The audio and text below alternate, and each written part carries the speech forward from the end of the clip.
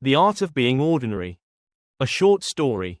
There is a particular kind of ache that comes from loving someone who has already given her heart away to your best friend. It does not announce itself. It arrives quietly, in the space between a greeting and a goodbye, and settles there, patient as dust. Adrian Cole had lived with that ache for the better part of a year. Ever since the evening Wren Hale walked into Julian's bookshop with rain in her hair and a battered copy of Persuasion tucked under one arm, asking if they bought second-hand books or only sold them. Julian, behind the counter as always, had looked up and smiled the smile that made strangers feel like old friends. And something in the room had shifted, imperceptibly to everyone but Adrian, who was sitting in the reading nook by the window and who understood, in that instant, that he was about to lose a race he hadn't known he'd entered. He didn't blame her, that was the maddening part. Julian was, by any fair accounting, a genuinely good man, the kind who remembered how you took your coffee after one meeting, who gave up his umbrella in the rain without being asked, who listened to people the way most men only pretended to. Wren had simply done what anyone with sense would do, she had noticed. Adrian, meanwhile, had spent that same year trying to be noticed, which is a very different and much lonelier project. He tried everything a man can try when he has confused being loved with being impressive. He learned, in a single feverish month, enough about 18th century poetry to correct Wren's professor at a gallery talk, and watched her face do something polite and faintly embarrassed instead of the admiration he'd rehearsed for. He organized a birthday evening so elaborate, a private rooftop, a string quartet playing arrangements of songs she'd once mentioned liking, a speech he'd drafted 4 times, that she'd thanked him with the strained gratitude of someone accepting a gift too large to know what to do with. He took up rock climbing because she'd once said she admired people who weren't afraid of heights, and fractured his wrist on the second attempt, and lied about how it happened because the truth felt too much like confession. Each grand gesture left him a little more visible and a little further away. "You're doing that thing again," Julian told him one evening, closing up the shop, the bell above the door still swinging from the last customer. "The performing thing. I don't know what you mean." "You do." Julian said it without unkindness. "The way you'd point out a stain on someone's shirt before they walked into a meeting. You've always done it, since we were kids. You think if you can just be enough, clever enough, generous enough, dazzling enough, someone will finally have to love you. But nobody falls for a fireworks display, Adrian, they fall for the person who's still there after it's burned out." Adrian had laughed it off, because that was easier than admitting his best friend had just described, with terrible accuracy, the exact shape of his loneliness. The turn, when it came, was almost too small to notice. It was late October, the shop nearly empty, rain again. It was always raining in the version of this story Adrian would tell himself afterward, though he suspected memory had simply decided the weather ought to match the moment. An elderly woman had come in looking for a book she couldn't quite name, something her late husband used to read to her. Blue cover, a ship on it, maybe, and Julian had spent 40 unhurried minutes helping her hunt through the shelves, asking gentle questions, never once glancing at the clock or the door or the 3 other customers waiting. He found it eventually, The Voyage Out. He didn't charge her for it. He didn't tell anyone, either. Adrian only knew because he'd been sitting in the nook again, unseen, and had watched the whole small, unremarkable scene unfold, watched Julian do a kindness that would never be photographed, never be repeated as an anecdote, never earn him anything at all except the woman's tearful thank you and his own quiet satisfaction. That's it, Adrian thought, with the strange calm of a man finally arriving somewhere after a long detour. That's the thing I've been trying to manufacture with orchestras and mountainsides.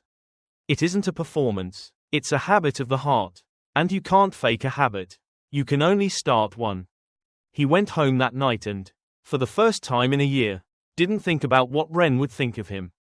He stopped trying to be seen, and, as these things go, in stories and occasionally in life, began, slowly, to be seen anyway. He started small, and he started without an audience. He fixed the wobbling shelf in the shop's poetry section because it had annoyed him for months, not because Wren was there to notice.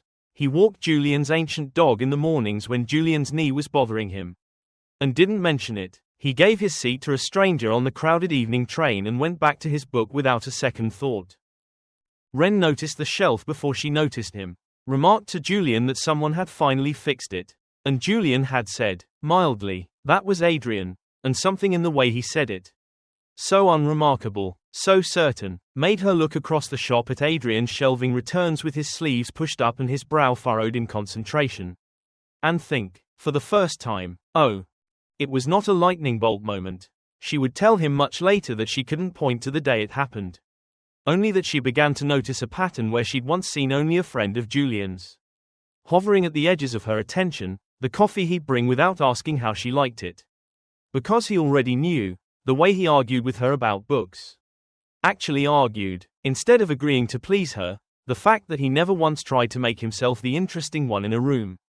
And was, somehow, exactly for that reason, the one she found herself watching.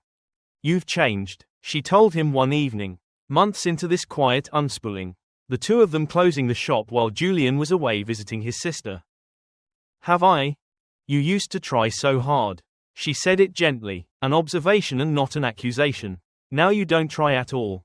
It's strange, I like it more. Adrian, who had spent a year believing that love was something you earned through spectacle, understood then that he had earned nothing. He had only, finally, stopped performing long enough to be found. The twist, when it arrived, came from Julian himself, on a night that had nothing dramatic about it at all. Just the three of them, and then just the two of them. Julian pouring wine he'd clearly already had too much of. Working up to something. I have to tell you something, he said, and I need you to not make it a whole conversation. Adrian braced for the thing he'd been dreading for a year. A confession, a claim, the words I love her too finally spoken aloud after months of unspoken tension. I'm gay, Julian said instead. I have been the whole time. There's a man named Theo who runs the coffee stand on Percy Street. And I have been unforgivably in love with him since March, and too much of a coward to say anything. Which, given the conversations we've been having about you being a coward, is frankly embarrassing. Adrian sat very still, recalibrating an entire year in the space of a breath. You and Wren. We're never that, Julian said, never once. I care about her enormously. I have never wanted her the way you think I have. You built a rival out of my kindness. Adrian. Because you couldn't imagine that a man could be gentle with a woman and want nothing more from her than her company. He said it without cruelty.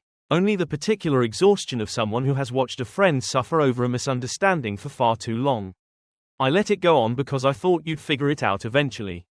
And because, frankly, watching you finally learn to be a decent human being instead of a magic trick was good for you. I'm not sorry about that part. Adrian laughed, helplessly. The sound cracking somewhere in the middle. A year of grief, dismantled in 4 sentences. Go talk to Theo, he said. I'm working up to it. Julian, you have watched me almost break my wrist for a woman who was never yours to take. Go talk to Theo. He told Wren everything, eventually, not as a strategy, not as a card played at the right moment, but simply because it was true and she deserved the truth of a year that had shaped so much of how he'd loved her badly and then. Finally, well, I spent so long thinking I had to be extraordinary, he said, that I never noticed the only thing anyone actually wanted from me was to be reliable. Kind, on an ordinary Tuesday, when no one's watching and there's nothing in it for me. Wren considered this with the same careful attention she gave to a difficult sentence in a good book. I never fell in love with fireworks, she said. I don't think anyone really does. Whatever the songs say, I fell in love with someone who fixes shelves nobody asked him to fix. She took his hand, unhurried, the way Julian might have. You were extraordinary the whole time. Adrian, you were just pointing at the wrong reasons why. Outside, it had, at last, stopped raining. Down the street, through the shop's rain-streaked window, Julian was leaning against the counter of a small coffee stand, laughing at something the man behind it had said. In no hurry at all to be anywhere else. Some loves are won in a single grand gesture. Most, if they last, are built the way Julian built his kindnesses. One unremarkable Tuesday at a time. Until one day someone looks up from the shelf they didn't ask you to fix. And simply, quietly, sees you. The end.